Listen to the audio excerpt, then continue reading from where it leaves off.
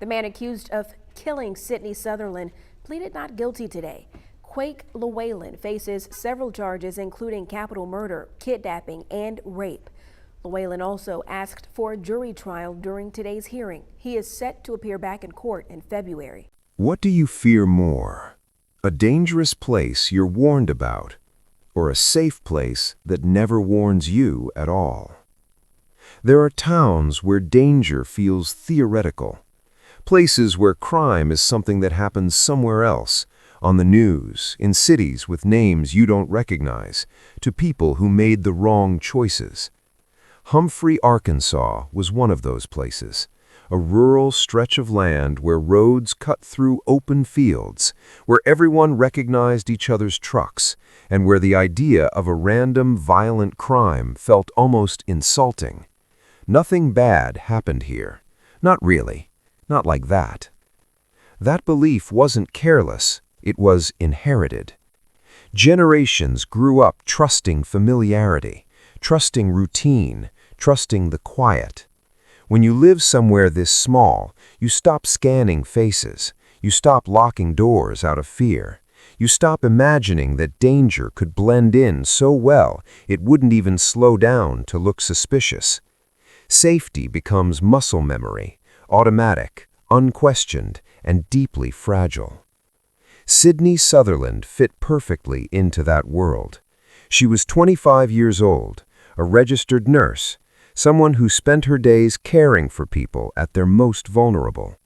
She was known for her warmth, her discipline, her consistency. She didn't take risks. She didn't chase chaos. Her life followed patterns: work, family, fitness, home. The kind of patterns people mistake for protection. Running was one of them. For Sydney, it wasn't reckless, it wasn't daring, it was normal. A way to clear her head on roads she had known for years, roads that never felt threatening, roads where the biggest danger seemed to be the heat, or an empty stretch of asphalt, or a passing farm truck that waved as it went by. And that's the detail that matters most. Nothing about the afternoon of August 19, 2020, felt different. Sydney didn't sneak out. She didn't argue with anyone. She didn't sense danger and ignore it. She followed her routine, the same kind millions of people follow every day without incident. She went to the gym. She stopped by her mother's house. She talked about baking. She said she loved her. Then she went home, strapped on her Apple Watch, and stepped outside. No warning bells, no shadows lurking, no sense that anything was about to fracture. Somewhere along a quiet rural road, Sydney started her run, alone but not unsafe, seen but not followed, ordinary in the most dangerous way possible. Because when danger doesn't announce itself, you don't prepare for it.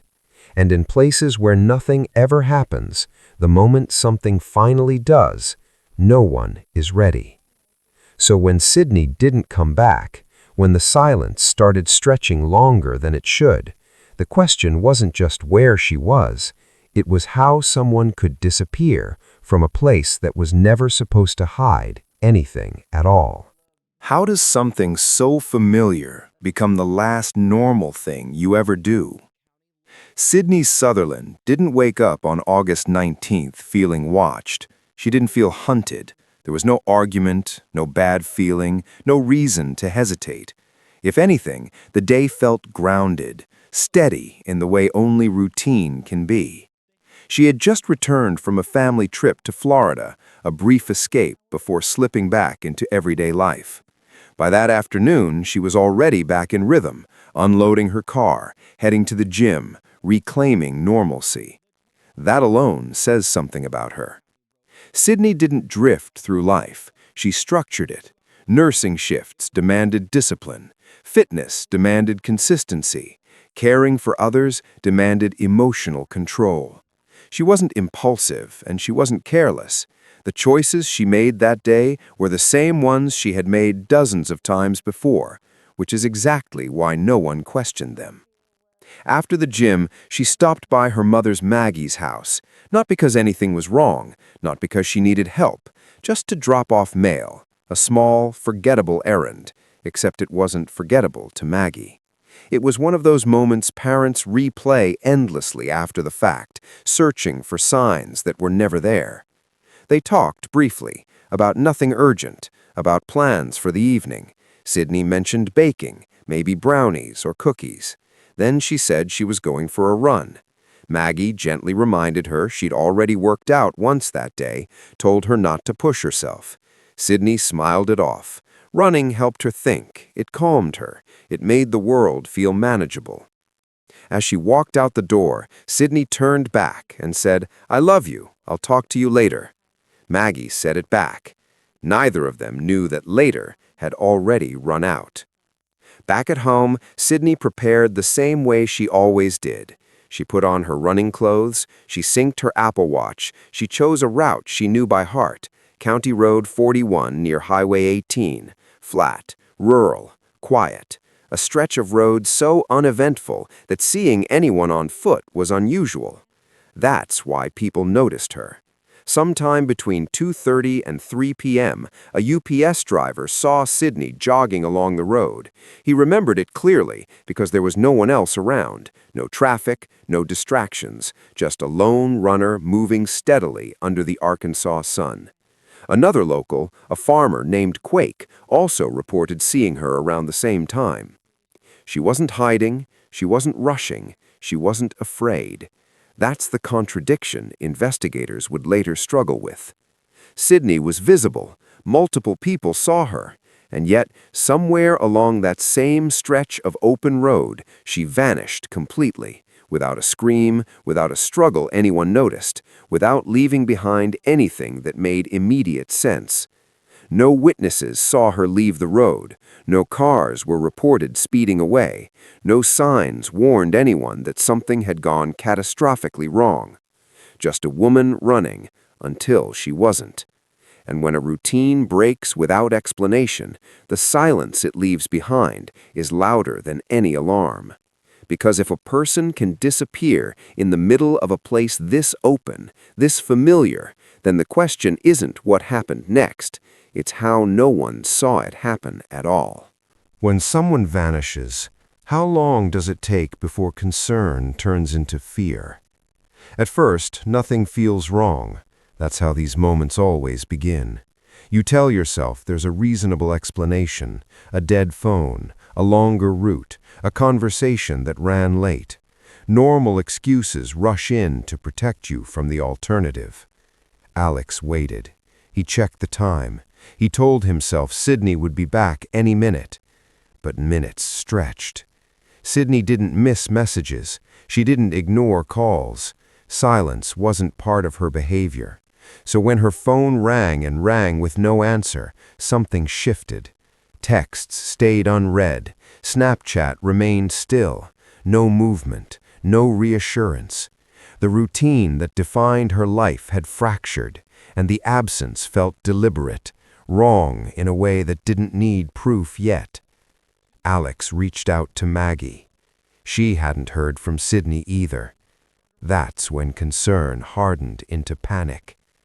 As the afternoon slipped into evening, the roads Sydney had run so many times before were no longer familiar. They were empty, too empty. Calls went straight to voicemail. There were no explanations waiting to be uncovered, no overlooked errands, no friend she had stopped to see. Sydney didn't disappear quietly. She disappeared against her own patterns. Police were notified. The search began fast, urgent, and deeply personal.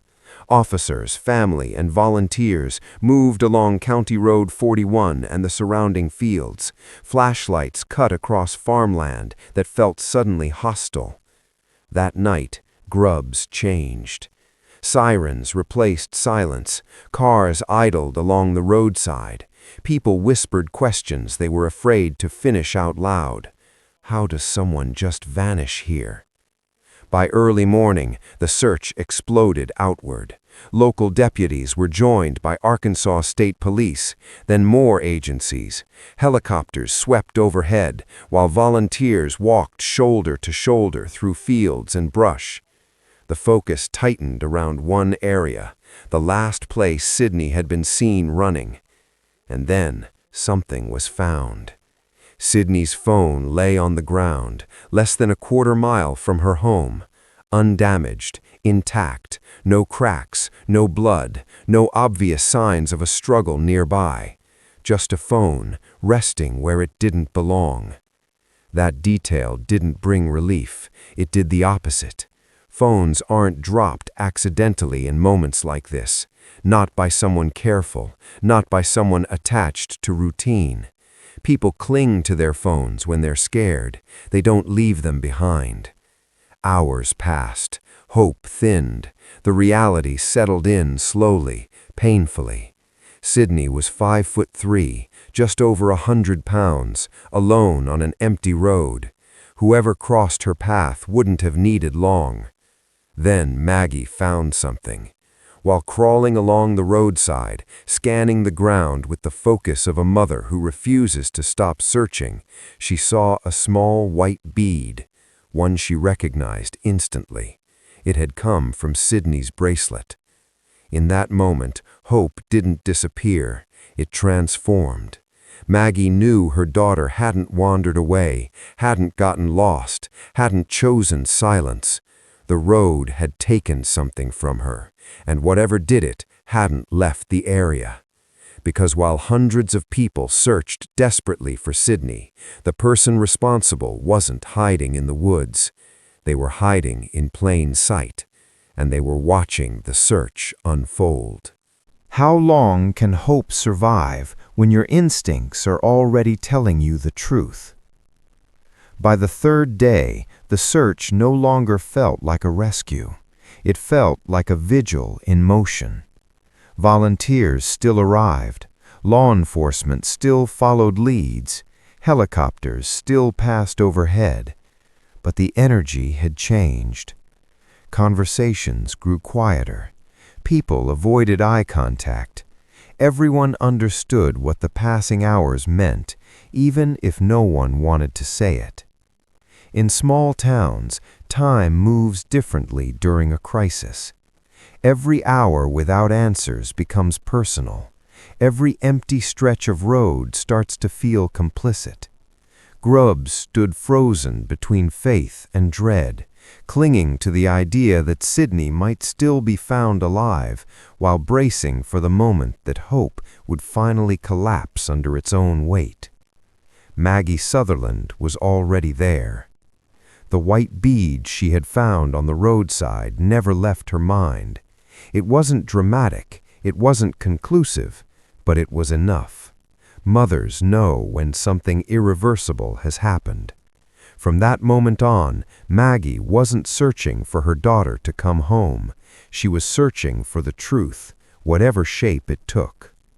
Candlelight vigils formed as night fell. Pink ribbons appeared along fences and mailboxes. People prayed in clusters, whispered reassurances they barely believed themselves.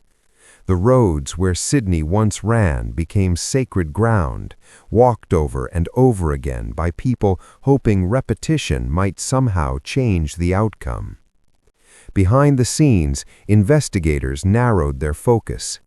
Data from Sydney's phone pointed back to the same rural corridor where she'd last been seen running. Search grids tightened, patterns were analyzed, but one thing remained deeply unsettling. There was no clear sign of an abduction in the open. No witnesses heard screams, no reports of a struggle. The kind of crime that leaves nothing behind requires speed, confidence, and familiarity with the area. This wasn't random. That realization changed everything. Because random crimes leave chaos, panic, mistakes. This felt controlled, intentional, as if whoever took Sydney knew exactly where they were and exactly how long they had. and while the town searched the fields, the truth sat uncomfortably close. People helping, people comforting the family, people offering reassurance.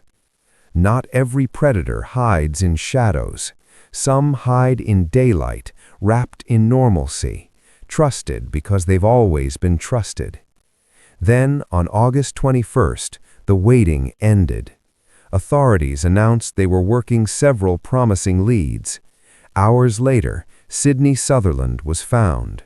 Her body was buried in a shallow grave in a field not far from where she had last been seen running, an area that had already been searched.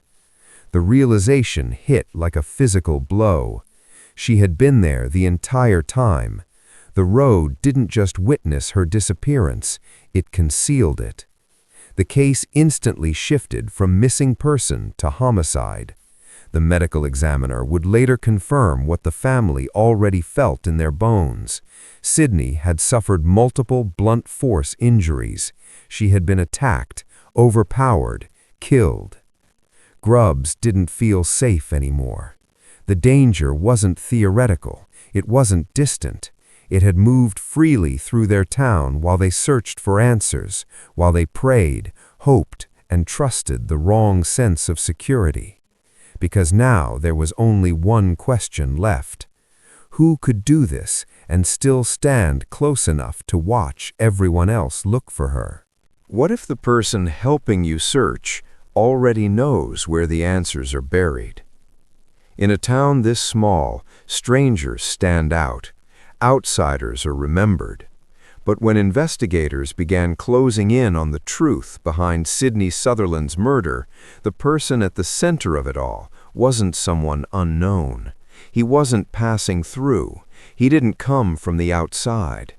He belonged there. Quake Llewellyn was a third-generation farmer, 28 years old, married, a man whose family name carried weight in Jackson County. They managed thousands of acres of farmland. They were known, respected, honored, the kind of people who didn't attract suspicion, the kind of people suspicion avoided entirely. That's what made the realization so disturbing. Quake hadn't just been present during the search for Sydney, he had inserted himself into it. He joined search parties, he participated in online groups, he spoke to family members. At one point, he hugged Maggie Sutherland, offering comfort as she searched for her daughter, his arms wrapped around a mother while carrying the knowledge of what he had done. Maggie felt it, not logically, instinctively. When she spoke to Quake, something about the interaction unsettled her. His tone was calm, too calm. When she asked if he had seen anything unusual that day, he told her he'd noticed Sydney running and that nothing seemed out of the ordinary. The words were harmless, the delivery was not. Maggie walked away with a feeling she couldn't explain, a sense that something was wrong beneath the surface. Investigators were beginning to feel it too. Quake came forward on his own, telling police he believed he might have been one of the last people to see Sydney alive. He and his father consented to searches of their vehicles. On the surface, it looked cooperative, responsible, exactly what an innocent person would do. Except cooperation doesn't erase evidence. Officers noticed blood on the tailgate of Quake's pickup truck. Not smears, not dirt. Blood. Data from his phone placed him in the same area where Sydney's phone had been found. Her body was later discovered near land associated with his family's farm. Surveillance footage showed Quake leaving his home in his truck and returning later, the vehicle now visibly damaged. Piece by piece, the mask began to crack.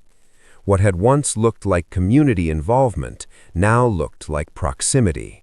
What felt like help now felt like access. The man who comforted the family had never lost sight of the truth, because he already knew it.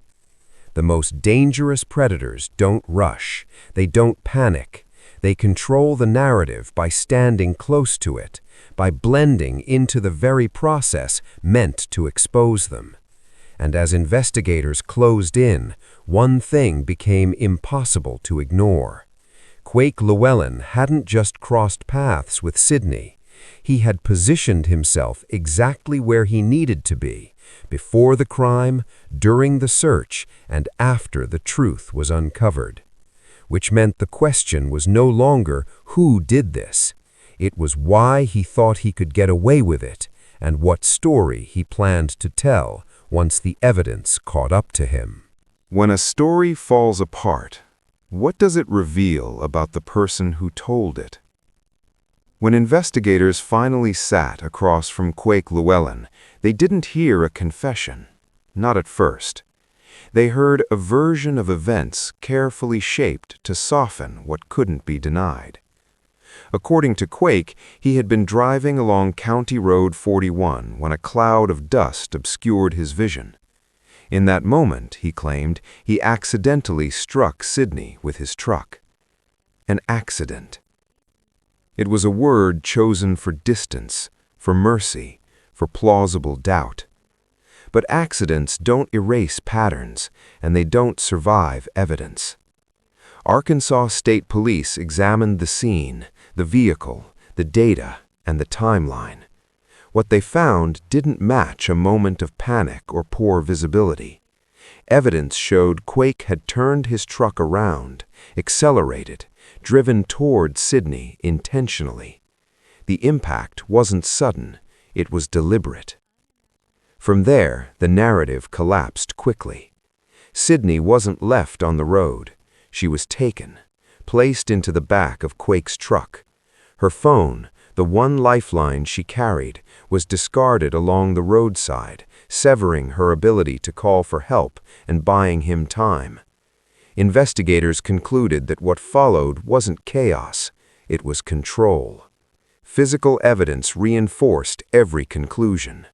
Clothing Quake wore during the crime was later recovered from a laundry basket at his mother's house. A black shirt with blonde hair still attached, black and pink shorts. Surveillance footage showed damage to his truck consistent with the impact. His phone data placed him exactly where he shouldn't have been, and exactly where Sydney had last been seen. Nothing about the timeline suggested hesitation. Quake eventually admitted more. He acknowledged abducting Sydney, that he assaulted her, that he beat her, that he buried her in a shallow grave in a nearby field. He admitted to removing her clothing and attempting to dispose of evidence. At that point, the lie had nowhere left to stand. He was charged with capital murder, rape, kidnapping, and abuse of a corpse. Initially pleading not guilty, he was later deemed mentally competent to trial. The possibility of the death penalty loomed, not as spectacle, but as consequence.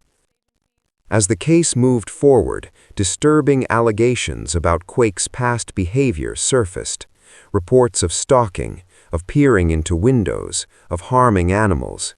Not all of it entered the courtroom, but together they painted a picture investigators recognized all too well, a pattern ignored until it ended in irreversible violence. Quake's wife filed for divorce. Authorities confirmed she had no knowledge of what he had done. Another life shattered by proximity to a man who wore normalcy like camouflage. Because this wasn't a crime of impulse. It was a crime of opportunity, familiarity, and entitlement.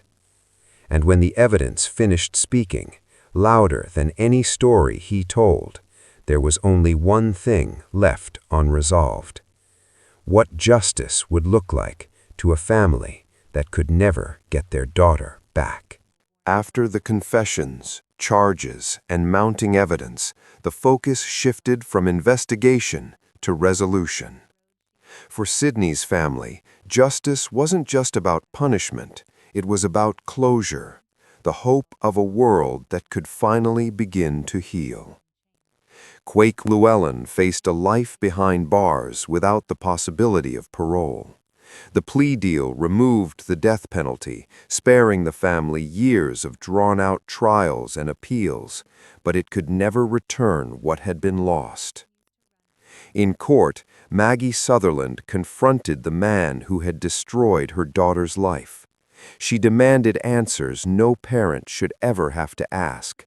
Did Sydney fight? Did she call for help? Did she cry out for her brothers? Her words echoed the unbearable truth. Justice could punish, but it could not restore.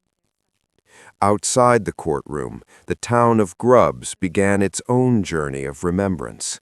Sydney's funeral drew hundreds of people, streamed online so the entire community could say goodbye. Her legacy lived on through small acts of honor, an overpass renamed in her memory, Finish Sydney's Run community events, and scholarships supporting students pursuing careers in healthcare. The small white bead Maggie found during the search became a symbol of remembrance, worn close to the heart, a tangible connection to the daughter who had brought light to so many lives. Sydney Sutherland's story reminds us that tragedy can strike in the most familiar places, by those we least expect. But it also reminds us of the strength of family, the resilience of a community, and the importance of carrying forward the memory of those we have lost. Though Sydney did not finish her run that August day, the world continues to run for her, one step at a time, with her name, her kindness, and her memory carried forward forever.